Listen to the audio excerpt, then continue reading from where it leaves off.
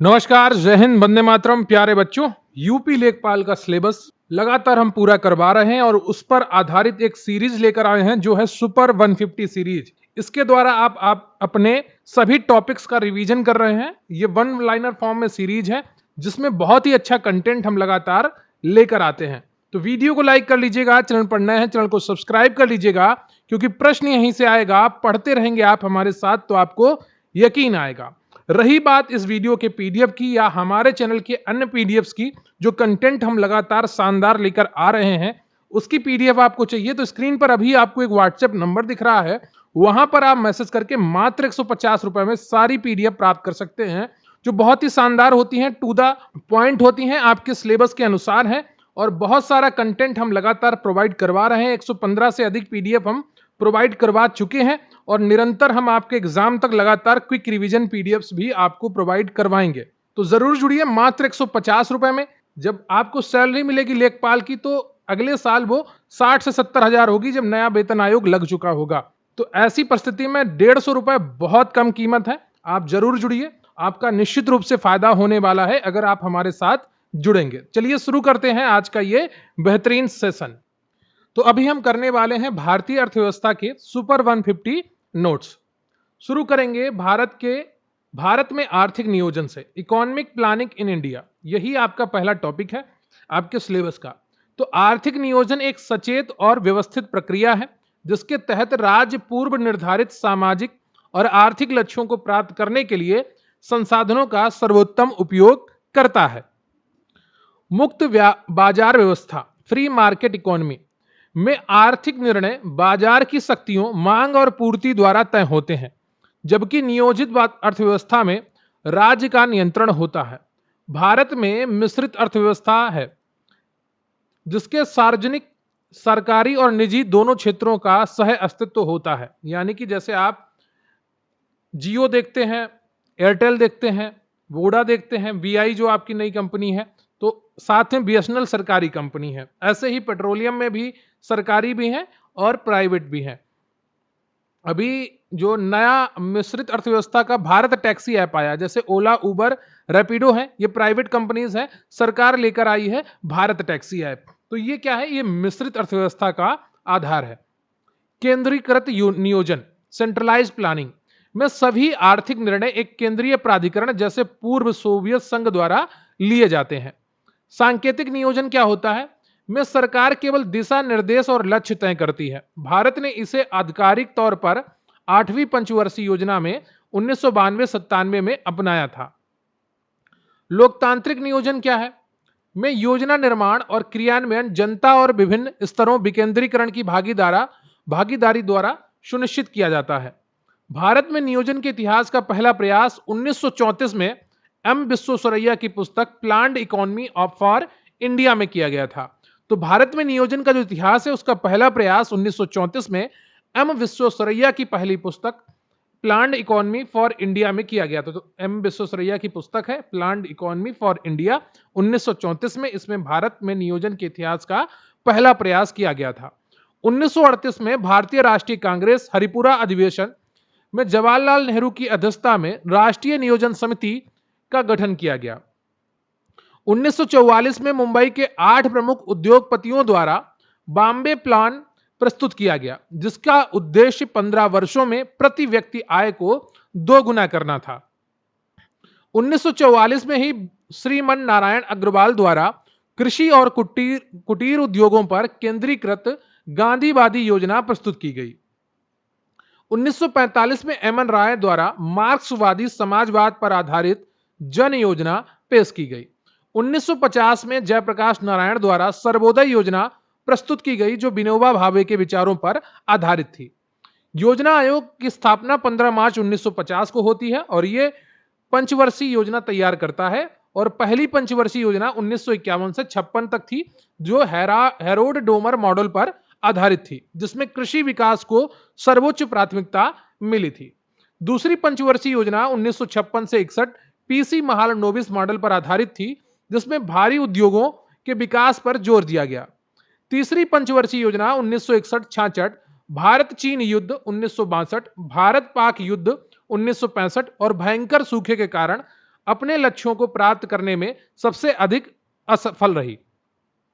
तीसरी योजना की विफलता के बाद 1966 से 1969 तक 3 वार्षिक योजनाएं चलाई गईं, जिसे योजना अवकाश यानी कि प्लान हॉलिडे कहा जाता है। इसी दौरान भारत में हरित क्रांति की शुरुआत हुई। कई बार एग्जाम में पूछा गया है कि योजना अवकाश या प्लान हॉलिडे का काल क्या है, तो 1966 से 69 है, ध्यान रखिएगा। पांचवी पंचवर्षीय योजना 1974 से 79 का मुख्य उद्देश्य गरीबी उन्मूलन था और आत्मनिर्भरता की प्राप्ति था। यह योजना 4 वर्ष ही चली और 1 वर्ष पहले समाप्त कर दी गई थी।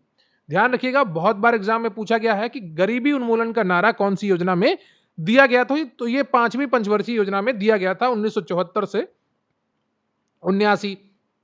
11वीं पंचवर्षीय योजना 2007 से 12 का मुख्य लक्ष्य तीव्रतर और अधिक समावेशी विकास। 12वीं पंचवर्षीय योजना 2012 से 17 भारत की अंतिम पंचवर्षीय योजना थी, जिसका लक्ष्य था तीव्रतर, धारणीय और अधिक समावेशी विकास।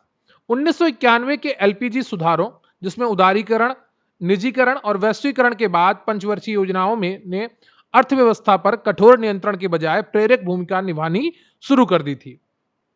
अब हम बात करेंगे उद्देश्य और उपलब्धियों की। Objective and achievements. भारत में आर्थिक नियोजन के 4 प्रमुख उद्देश्य हैं। आर्थिक विकास यानी कि इकोनॉमिक ग्रोथ, आधुनिकीकरण, आत्मनिर्भरता और सामाजिक न्याय यानी कि समानता। रोजगार सृजन आर्थिक नियोजन का एक महत्वपूर्ण लक्ष्य रहा है। यह उद्देश्य नहीं, यह लक्ष्य है, ताकि देश के जनसांख्यिकी लाभांश का उचित उपयोग किया जा सके। क्षेत्रीय असंतुलन को दूर करना और क्षेत्रीय संतुलन स्थापित करना नियोजन का मुख्य लक्ष्य है, ताकि पिछड़े राज्यों जैसे यूपी, बिहार का भी विकास हो सके। तो ये पुरानी बात है, यूपी तो अब काफी विकसित हो चुका है, लेकिन अन्य राज्यों के अपेक्षा अभी भी काफी विकास हो सकता है। आर्थिक विकास का मुख्य रूप से एक वित्तीय वर्ष में देश के भीतर उत्पादित अंतिम वस्तुओं और सेवाओं के कुल मूल्य अर्थात सकल घरेलू उत्पाद की वृद्धि दर द्वारा मापा जाता है। गरीबी निवारण के लिए भारत में तेंदुलकर समिति 2009 और रंगराजन समिति 2014 का गठन किया गया था, जिन्होंने उपभोग व्यय के आधार पर गरीबी रेखा तय की थी। नियोजन की सबसे बड़ी उपलब्धि हरित क्रांति के माध्यम से कृषि क्षेत्र में खाद्यान्न, विशेषकर गेहूं और चावल में भारत को पूर्णतः आत्मनिर्भर बनाना है। श्वेत क्रांति, व्हाइट रिवॉल्यूशन या ऑपरेशन फ्लड के कारण भारत आज दुनिया का सबसे बड़ा दुग्ध उत्पादक देश बना है। वैश्विक उत्पादन का लगभग 24% दूध भारत में उत्पादित होता है। औद्योगिक विकास के तहत लौह इस्पात भिलाई रूस के सहयोग से, राउरकेला जर्मनी के सहयोग से और दुर्गापुर ब्रिटेन के सहयोग से स्थापित हुए थे। भारी उद्योगों की स्थापना दूसरी योजना की प्रमुख उपलब्धि थी। 1990 के दशक के बाद भारत की सेवा क्षेत्र में तीव्र वृद्धि हुई, विशेषकर आईटी यानी कि सूचना प्रौद्योगिकी, बीपीओ और सॉफ्टवेयर निर्यात में। वर्तमान में भारत की जीडीपी में सबसे बड़ा योगदान लगभग 53% से अधिक सेवा क्षेत्र का है, जो आर्थिक नियोजन और एलपीजी सुधारों का सीधा परिणाम है। मानव विकास सूचकांक एसडीआई में सुधार, शिक्षा, स्वास्थ्य और जीवन प्रत्याशा में वृद्धि नियोजन की सामाजिक न्याय उपलब्धि को दर्शाता है। तो मानव विकास सूचकांक में 3 चीजों पर ध्यान दिया जाता है: शिक्षा, स्वास्थ्य और जीवन प्रत्याशा में वृद्धि। मनरेगा अधिनियम 2005 लागू 2006 में होता है। ग्रामीण रोजगार सृजन 100 दिन की गारंटी की दिशा में सरकार की सबसे बड़ी सफलताओं में से गिना जाता है। अब इसकी जगह पर वीवी रामजी योजना आ गई है, जो 125 दिन के रोजगार की गारंटी देती है। 1950 से 1980 के बीच भारत की जीडीपी औसत वृद्धि दर मात्र 3.5% रही, जिसे प्रसिद्ध अर्थशास्त्री प्रोफेसर राजकृष्ण ने हिंदू वृद्धि दर कहा था। 1991 के उदारीकरण के बाद भारत की जीडीपी वृद्धि दर ने औसतन 6-7% की उच्च वृद्धि दर्ज की, जो अर्थव्यवस्था को वैश्विक बाजार से जोड़ने का परिणाम थी।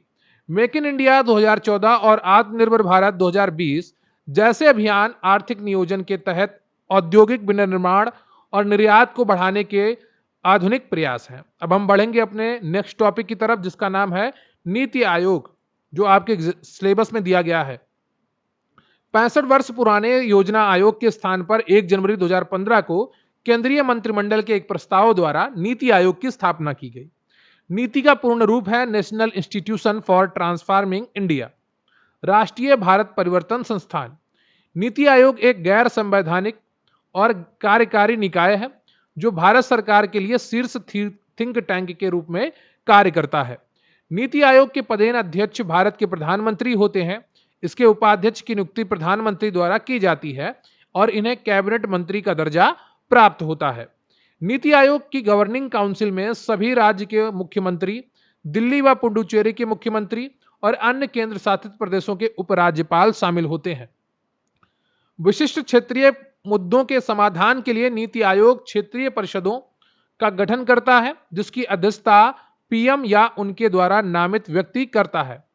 नीति आयोग के मुख्य सिद्धांत सहकारी संघवाद है, जहां केंद्र और राज्य राष्ट्रीय विकास के लिए समान भागीदारी के रूप में कार्य करते हैं।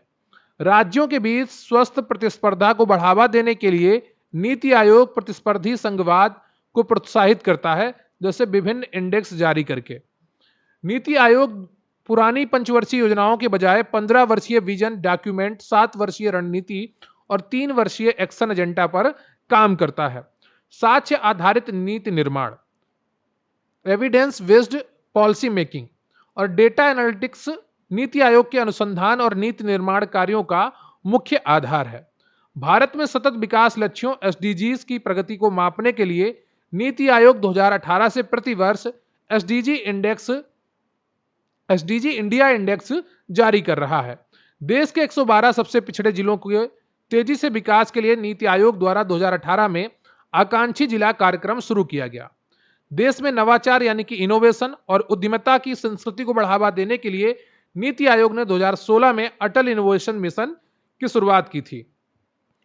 अटल टिंकरिंग लैब्स स्कूली स्तर कक्षा 6 से 12 पर बच्चों में वैज्ञानिक सोच और समस्या समाधान कौशल विकसित करने के लिए एम के तहत स्थापित की गई हैं। योजना आयोग टॉप डाउन ऊपर से नीचे मॉडल पर काम करता था, जबकि नीति आयोग बॉटम अप यानी कि नीचे से ऊपर के दृष्टिकोण पर आधारित है, जहां ग्राम स्तर से योजनाएं बननी शुरू होती हैं। अब हमारा अगला टॉपिक है सतत विकास लक्ष्य। सतत विकास का अर्थ है वर्तमान की जरूरतों को पूरा करते हुए भविष्य की पीढ़ियों की आवश्यकताओं से समझौता न करना। परिभाषा दी थी ब्रटलैंड रिपोर्ट में, अवर कॉमन फ्यूचर के नाम से जो आई थी 1987 में। सतत विकास के 3 प्रमुख स्तंभ हैं। एक है आर्थिक विकास, दूसरा है सामाजिक समावेशन यानी कि सोशल इंक्लूजन और तीसरा है पर्यावरण संरक्षण यानी कि इन्वायरमेंटल प्रोटेक्शन। संयुक्त राष्ट्र ने वर्ष 2015 में 2016 से 2030 की अवधि के लिए यूएन एजेंडा 2030 को अपनाया, जिसे आधिकारिक तौर पर ट्रांसफॉर्मिंग आवर वर्ल्ड कहा जाता है। इसने एमडीजी की जगह ली है। यूएन एजेंडा 2030 के तहत कुल 17 सतत विकास लक्ष्य, 17 गोल्स और 169 उप लक्ष्य निर्धारित किए गए हैं। एसडीजी 1 में गरीबी की पूर्णता समाप्ति की बात की गई है और एसडीजी 2 में भुखमरी की समाप्ति से संबंधित है। एसडीजी 3 है वो उत्तम स्वास्थ्य और खुशहाली से संबंधित है। एसडीजी 4 जो है वो गुणवत्तापूर्ण शिक्षा से संबंधित है। तो पहला गरीबी से, दूसरा भुखमरी से, तीसरा उत्तम स्वास्थ्य यानी कि हेल्थ से, चौथा है आपका एजुकेशन से। एसडीजी 5 जो है वो लैंगिक समानता से संबंधित है और एसडीजी 6 है स्वच्छ जल और स्वच्छता से संबंधित है। एसडीजी 13 जलवायु कार्रवाई, विश्व स्तर पर जलवायु परिवर्तन और उसके प्रभावों से निपटने के लिए एक तत्काल और महत्वपूर्ण लक्ष्य है। भारत में एसडीजी के क्रियान्वयन, समन्वयन और मॉनिटरिंग की राष्ट्रीय जिम्मेदारी नीति आयोग को सौंपी गई है। नीति आयोग द्वारा विकसित एसडीजी इंडिया इंडेक्स राज्यों और केंद्र शासित प्रदेशों को 0 से 100 के स्कोर पर आधार पर मापता है। 100 मतलब 2030 तक का लक्ष्य प्राप्त कर लिया है। एसडीजी इंडिया इंडेक्स के अनुसार स्कोर को 4 श्रेणियों में बांटा गया है। पहला है एस्पिरेंट 0 से 49, दूसरा है परफॉर्मर 50 से 64 और तीसरा है फ्रंट रनर 65 से 99 और लास्ट है अचीवर यानी कि 100। हालिया एसडीजी इंडिया इंडेक्स रिपोर्टों में लगातार केरल सबसे अच्छा प्रदर्शन करने वाला राज्य बना हुआ है, जबकि बिहार प्रायः निचले पायदान पर रहता है। राज्यों की यह रैंकिंग विभिन्न सामाजिक, आर्थिक और पर्यावरणीय संकेतकों पर आधारित होती है, जो सांख्यिकी और कार्यक्रम कार्यान्वयन मंत्रालय द्वारा उपलब्ध कराए जाते हैं। नीति आयोग का आकांक्षी जिला कार्यक्रम विशेष रूप से उन जिलों पर केंद्रित है जो एसडीजी के स्वास्थ्य, पोषण और शिक्षा संकेतकों में सबसे पीछे हैं। भारत ने एसडीजी के तहत 2030 तक मातृ मृत्यु दर को 70 प्रति 1 लाख जीवित जन्म से नीचे लाने और 5 वर्ष से कम आयु के बच्चों की मृत्यु दर को 25 तक लाने का लक्ष्य रखा है। सरकारी बजट और वित्तीय प्रणाली के घटक, ये हमारा अगला सेक्शन है। संविधान के अनुच्छेद 112 केंद्र के लिए और अनुच्छेद 202 राज्यों के लिए बजट शब्द का प्रयोग नहीं करता, लेकिन इसके लिए वो वार्षिक वित्तीय विवरण की बात करता है। ठीक है, तो केंद्र का बजट जो है वो अनुच्छेद 112 और अनुच्छेद 202 में राज्यों के बजट की बात की गई है, लेकिन बजट शब्द का प्रयोग नहीं है। उसके स्थान पर वार्षिक वित्तीय विवरण यानी कि एनुअल फाइनेंशियल स्टेटमेंट कहा गया है। सरकारी बजट आगामी वित्तीय वर्ष 1 अप्रैल से 31 मार्च के लिए सरकार की अनुमानित प्राप्तियों और व्ययों का एक वित्तीय लेखा जोखा है। बजट के दो मुख्य घटक होते हैं, राजस्व बजट जिसे रेवेन्यू बजट कहते हैं और दूसरा होता है पूंजीगत बजट जिसे कैपिटल बजट कहते हैं। राजस्व बजट में सरकार की चालू प्राप्तियां, कर और गैर कर और चालू व्यय, वेतन, पेंशन, सब्सिडी शामिल होते हैं, जिनसे ना तो कोई नई संपत्ति बनती है और ना ही देनदारी घटती है। पूंजीगत बजट में वे प्राप्तियां और व्यय आते हैं जिनसे सरकार की संपत्तियों में वृद्धि होती है, जैसे सड़क निर्माण, मशीनरी, या देनदारियों में परिवर्तन होता है, जैसे कर्ज लेना या पुराना कर्ज चुकाना। यदि सरकार की अनुमानित प्राप्तियां और अनुमानित व्यय बिल्कुल बराबर हो तो उसे संतुलित बजट कहते हैं। जब सरकार का अनुमानित व्यय उसकी अनुमानित प्राप्तियों से अधिक हो तो उसे घाटे का बजट कहते हैं, डिफिसिट बजट। भारत जैसे विकासशील देशों के लिए यह आम है और आर्थिक वृद्धि के लिए जरूरी भी है। राजस्व घाटा, रेवेन्यू डिफिसिट क्या है? कुल राजस्व व्यय माइनस कुल राजस्व प्राप्तियां। यह दर्शाता है कि सरकार अपने रोजमर्रा के खर्चे चलाने के लिए भी उधारी पर निर्भर है। राजकोषीय घाटा क्या है? फिजिकल डिफिसिट, कुल व्यय माइनस राजस्व प्राप्तियां प्लस ऋण माइनस भिन्न पूंजीगत प्राप्तियां। यह सरकार की कुल उधारी आवश्यकता को सटीक रूप से दर्शाता है। प्राथमिक घाटा क्या होता है? प्राइमरी डेफिसिट, तो राजकोषीय घाटा माइनस ब्याज भुगतान। यह दर्शाता है कि पुराने कर्जों के ब्याज को हटा दें तो वर्तमान नीतियों के कारण सरकार को कितना नया कर्ज लेना पड़ रहा है। भारत की वित्तीय प्रणाली की सर्वोच्च नियामक भारतीय रिजर्व बैंक है, जिसकी स्थापना 1 अप्रैल 1935 को हुई और 1 जनवरी 1949 को इसका राष्ट्रीयकरण किया गया। वाणिज्यिक बैंक लाभ कमाने के उद्देश्य से आम जनता से जमा स्वीकार करते हैं और ऋण प्रदान करते हैं, जैसे एसबीआई और सार्वजनिक क्षेत्र का और एचडीएफसी निजी क्षेत्र का वाणिज्यिक बैंक है। नाबार्ड 1982 में स्थापित हुई, सिडबी 1990 में स्थापित हुई और एक्सिम 1982 में स्थापित हुई। इन तीनों के मुख्यालय कहां कहां पर हैं, कमेंट बॉक्स में जरूर लिखिएगा। यही आज का आपका प्रश्न है। और कमेंट जब भी किया करिए तो अपना जो एग्जाम की, आप जिस एग्जाम की तैयारी कर रहे हैं उसको कमेंट बॉक्स में जरूर लिखा करिए, उसका नाम। ये बहुत ही हेल्पफुल होता है हमारे लिए, तो कृपया ये जरूर किया करें। नाबार्ड की स्थापना 1982 में हुई थी, सिडबी की स्थापना 1990 में हुई थी और एक्सिम की स्थापना 1982 में हुई थी। बैंक भारत के प्रमुख वित्तीय संस्थान, फाइनेंशियल इंस्टीट्यूशन है जो कृषि, एमएसएमई और व्यापार के विकास के लिए कार्य करते हैं। अगला जो बिंदु है वो है कि अर्थव्यवस्था में मुद्रा की आपूर्ति और तरलता यानी कि लिक्विडिटी को नियंत्रित करने के लिए आरबीआई की 6 सदस्यीय मौद्रिक नीति समिति होती है, जो एमपीसी के नाम से जानी जाती है। 2016 में इसको गठित किया गया था और मौद्रिक नीति इसके द्वारा ही तय की जाती है। रेपो रेट, यह वह अल्पकालिक ब्याज दर है जिस पर आरबीआई वाणिज्यिक बैंकों को उनकी सरकारी प्रतिभूतियों के एवज में ऋण देता है। रिवर्स रेपो रेट क्या है? वह दर है जिस पर आरबीआई वाणिज्यिक बैंकों की अतिरिक्त तरलता को अपने पास जमा करने पर उन्हें ब्याज देता है। मुद्रास्फीति, महंगाई को नियंत्रित करने के लिए आरबीआई आमतौर पर रेपो रेट बढ़ा देता है, जिससे बाजार में पैसा महंगा हो जाता है और तरलता नियंत्रित हो जाती है। वित्तीय विनियमन के तहत आरबीआई बैंकों के लिए सीआरआर यानी कि नगद आरक्षित अनुपात, कैश और एसएलआर सांविधिक तरलता अनुपात, गोल्ड प्रतिभूति अनिवार्य रूप से निर्धारित करता है।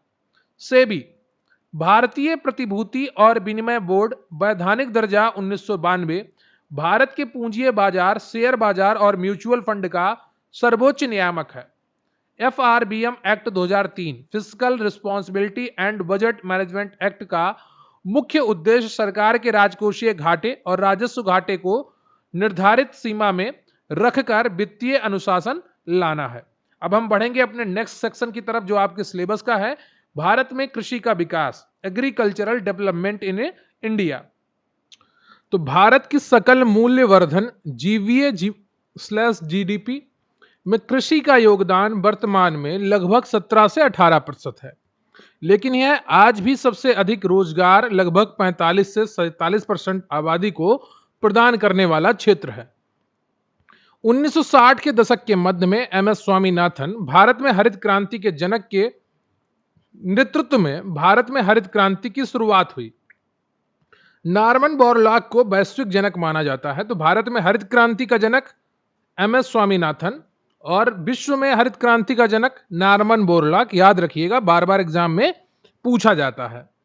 हरित क्रांति में मुख्य रूप से HYV हाई यील्डिंग वैरायटी जैसे कल्याण सोना बीजों, रासायनिक उर्वरकों और सिंचाई तकनीकी का उपयोग किया गया, जिससे गेहूं और चावल की उत्पादकता में भारी वृद्धि हुई। सर्वाधिक लाभ पंजाब, हरियाणा, पश्चिमी यूपी को हुआ। डॉक्टर वर्गीज कुरियन को भारत में श्वेत क्रांति का जनक माना जाता है, जो 1970 में शुरू किए गए ऑपरेशन फ्लड के माध्यम से दुग्ध उत्पादन बढ़ाने से संबंधित है। बात करेंगे नीली क्रांति की, ब्लू रिवॉल्यूशन की, तो मछली पालन और समुद्री उत्पादन के में वृद्धि से यह संबंधित है। पीली क्रांति खाद्य तेलों और विशेष रूप से तिलहन जैसे सूरजमुखी, सरसों और सोयाबीन के उत्पादन में आत्मनिर्भरता से संबंधित है। सटीक खेती क्या है? आधुनिक कृषि की तकनीकी है जिसमें GPS, सेंसर, ड्रोन और सूचना प्रौद्योगिकी का उपयोग करके पानी, खाद और कीटनाशकों का बिल्कुल सटीक उपयोग किया जाता है। जैविक खेती में रासायनिक उर्वरकों के बजाय गोबर की खाद, कंपोस्ट और जैविक कीटनाशकों का उपयोग किया जाता है। सिक्किम 2016 में भारत का पहला पूर्ण जैविक खेती राज्य बना है।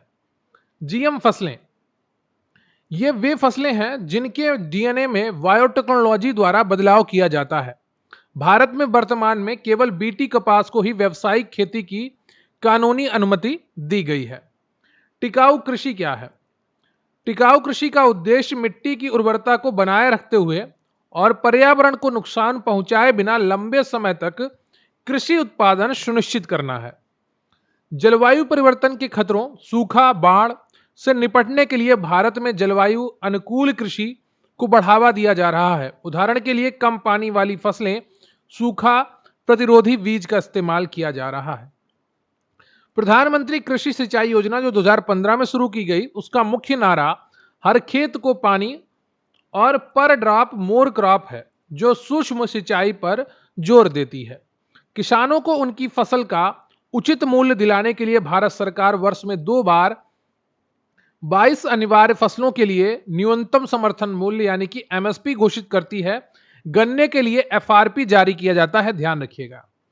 MSP की सिफारिश CACP यानी कि कृषि लागत और मूल्य आयोग करता है, जिसकी स्थापना 1965 में हुई थी और अंतिम मुहर आर्थिक मामलों की कैबिनेट समिति द्वारा लगाई जाती है। ई-नाम 2016 में स्थापित भारत के कृषि बाजार APMC मंडियों को एकीकृत करने वाला एक राष्ट्रीय इलेक्ट्रॉनिक ट्रेडिंग पोर्टल है। गोल क्रांति यानी कि राउंड रिवॉल्यूशन आलू उत्पादन से और लाल क्रांति रेड रिवॉल्यूशन टमाटर एवं मांस उत्पादन से संबंधित है। मृदा के स्वास्थ्य को बेहतर बनाने के लिए सरकार द्वारा 2015 में राजस्थान के सूरतगढ़ से मृदा स्वास्थ्य कार्ड योजना शुरू की गई, जिसका नारा था स्वस्थ धरा खेत हरा। कृषि में जोखिम कम करने के लिए 2016 में प्रधानमंत्री फसल बीमा योजना शुरू की गई, जो प्राकृतिक आपदाओं के कारण फसल खराब होने पर बहुत कम प्रीमियम पर वित्तीय सुरक्षा देती हैं। भारत विश्व में दालों का सबसे बड़ा उत्पादक है, सबसे बड़ा उपभोक्ता और सबसे बड़ा आयातक देश भी है। सदाबहार क्रांति की अगर बात की जाए तो इसका विचार एम एस स्वामीनाथन ने दिया था, जिसका अर्थ है पारिस्थितिकी के नुकसान के बिना कृषि उत्पादकता बढ़ाना, जिसे द्वितीय हरित क्रांति भी कहा जाता है। अब हम बात करेंगे भारत में उद्योग और व्यापार की। स्वतंत्रता के बाद औद्योगिक नीति संकल्प 1956 ने अर्थव्यवस्था में सार्वजनिक क्षेत्र की प्रमुख भूमिका स्थापित की। इसे भारत का आर्थिक संविधान भी कहा गया। सार्वजनिक क्षेत्र के उद्यमों में को उनके मुनाफे, निवल मूल्य और वैश्विक उपस्थिति के आधार पर महारत्न, नवरत्न और मिनी रत्न का दर्जा दिया जाता है। जैसे सेल है, भेल है और ओएनजीसी है, ये महारत्न कंपनियां हैं। 1991 के आर्थिक सुधारों के बाद निजी क्षेत्र के लिए जटिल लाइसेंस राज्य खत्म कर दिया गया और प्रत्यक्ष विदेशी निवेश के साथ उदारीकरण को बढ़ावा दिया गया। एमएसएमई, सूक्ष्म, लघु और मध्यम उद्यम भारतीय अर्थव्यवस्था की रीढ़ है, जो निर्यात लगभग 45% और औद्योगिक उत्पादन, इंडस्ट्रियल आउटपुट में भारी योगदान देते हैं और कृषि के बाद सबसे ज्यादा रोजगार देते हैं।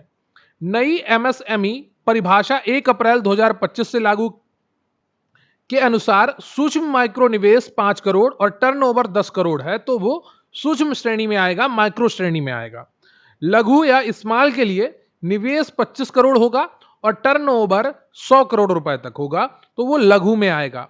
मध्यम एमएसएमई में निवेश 125 करोड़ होगा और टर्नओवर 500 करोड़ तक हो सकता है। विनिर्माण और सेवा क्षेत्र में कोई अंतर नहीं है। बड़े उद्यमों को विश्व स्तर पर प्रतिस्पर्धी बनाने और बुनियादी ढांचा मजबूत करने के लिए सरकार द्वारा औद्योगिक गलियारे जैसे Delhi Mumbai industrial corridor DMIC विकसित किए जा रहे हैं। घरेलू व्यापार, डोमेस्टिक ट्रेड को निर्बाध बनाने के लिए भारत में 1 जुलाई 2017 101 में संविधान संशोधन को एक राष्ट्र एक कर एक बाजार के रूप में जीएसटी वस्तु एवं सेवा कर लागू किया गया है। अंतरराष्ट्रीय व्यापार, इंटरनेशनल ट्रेड के दो मुख्य अंग हैं, आयात और निर्यात। भारत मुख्य रूप से परिष्कृत पेट्रोलियम उत्पाद, रत्न आभूषण, फार्मास्यूटिकल्स और सॉफ्टवेयर सेवाओं का निर्यात करता है। व्यापार संतुलन, निर्यात और आयात के मूल्य के बीच का अंतर है। जब आयात निर्यात से अधिक होता है तो उसे व्यापार घाटा कहते हैं। भारत वस्तुओं के व्यापार में हमेशा घाटे में रहता है। निर्यात संवर्धन की अगर बात की जाए के लिए सरकार ने 2005 में एसईजेड यानी कि विशेष आर्थिक क्षेत्र स्पेशल इकोनॉमिक जोन अधिनियम लागू किया, जहां उद्योगों को वैश्विक स्तर पर प्रतिस्पर्धी बनाने के लिए करों में छूट मिलती है। विश्व व्यापार संगठन डब्ल्यूटीओ की स्थापना 1 जनवरी 1995 को जीएटीटी के स्थान पर हुई थी। भारत इसका संस्थापक सदस्य है। डब्ल्यूटीओ की भूमिका अंतरराष्ट्रीय व्यापार के नियम बनाना, व्यापारिक विवादों को सुलझाना और डंपिंग रोकना और सदस्य देशों के बीच मुक्त व्यापार को बढ़ावा देना है।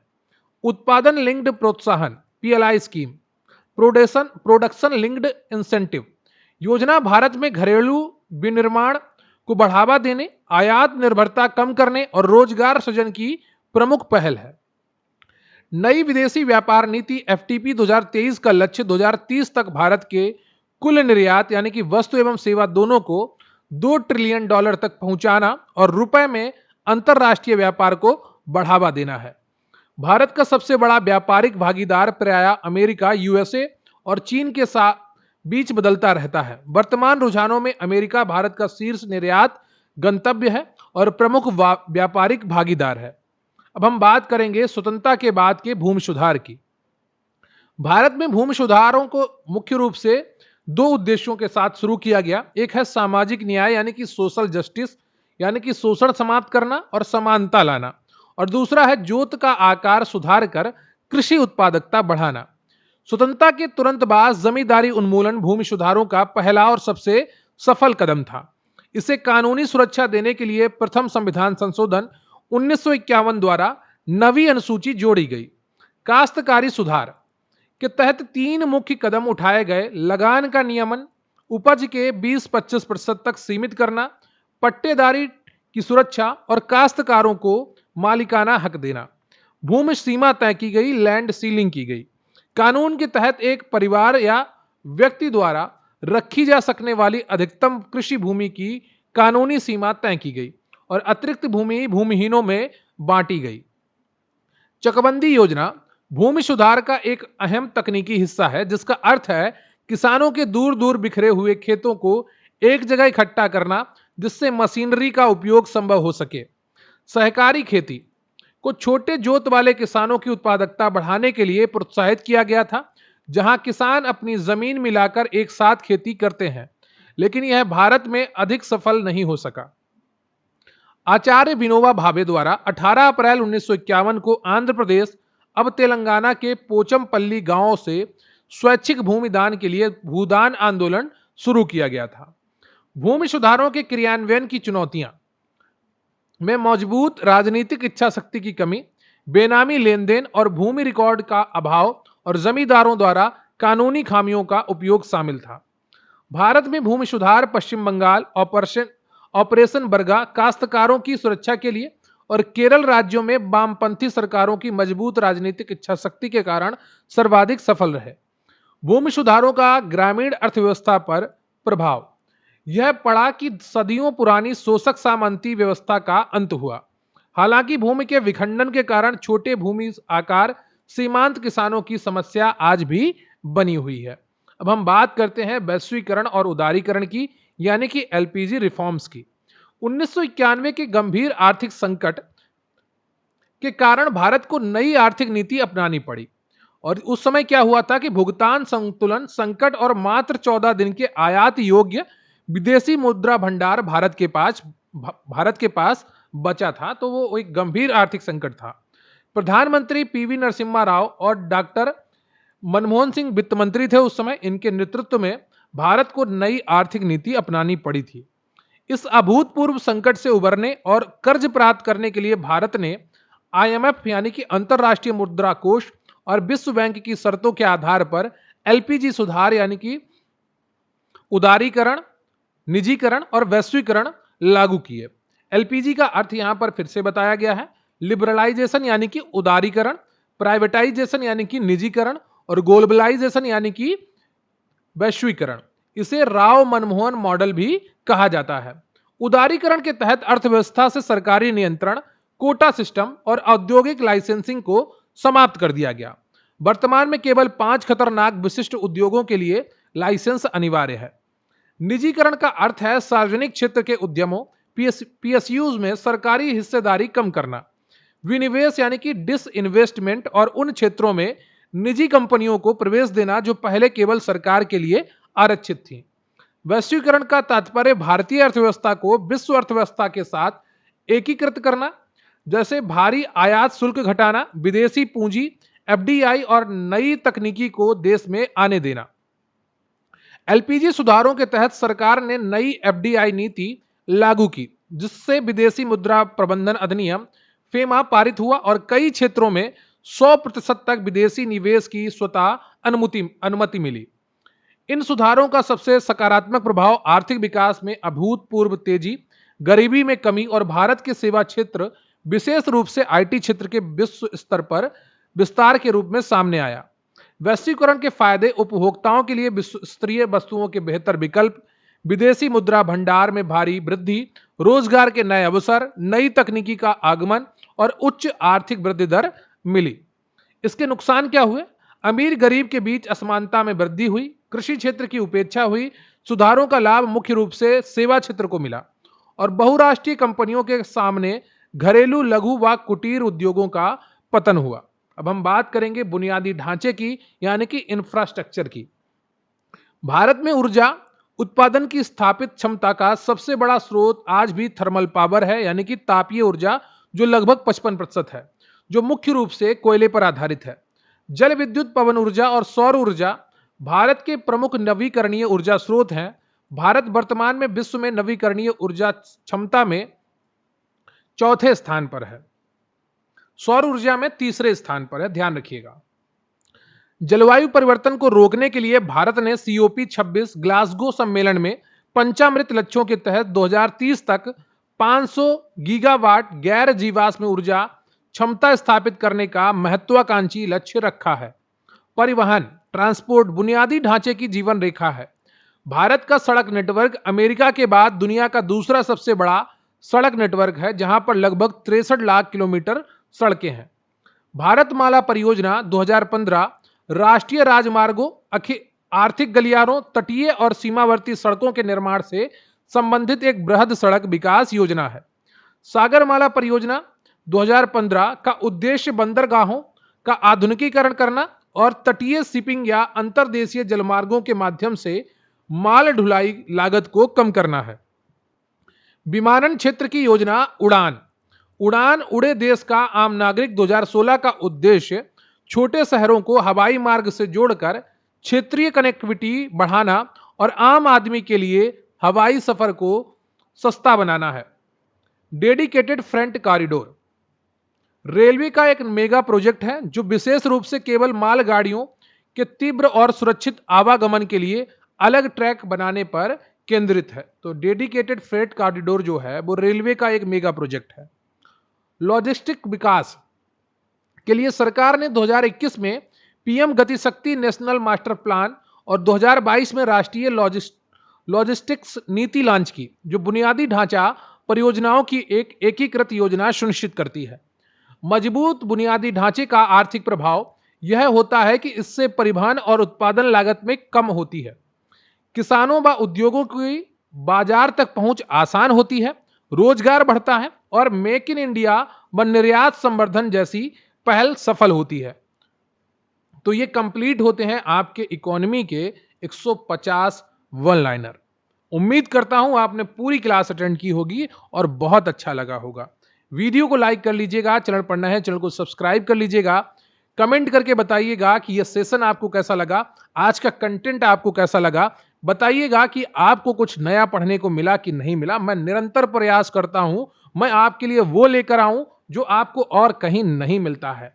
तो रही बात आज के इस वीडियो की पीडीएफ की या हमारे अन्य वीडियो की पीडीएफ की, तो स्क्रीन पर आपको एक व्हाट्सएप नंबर दिख रहा है, वहां पर आप मैसेज करिए और आपको पीडीएफ के बारे में सही जानकारी प्रोवाइड करवा दी जाएगी। मात्र 150 रुपए देने हैं आपको और आपको बहुत सारी पीडीएफ हम लगातार प्रोवाइड करवा रहे हैं। 115 से अधिक पीडीएफ ऑलरेडी हम प्रोवाइड करवा चुके हैं और सभी पीडीएफ बहुत ही अच्छी क्वालिटी की हैं। जब आप लेंगे तो 150 रुपए आपको बहुत छोटी कीमत लगेगी।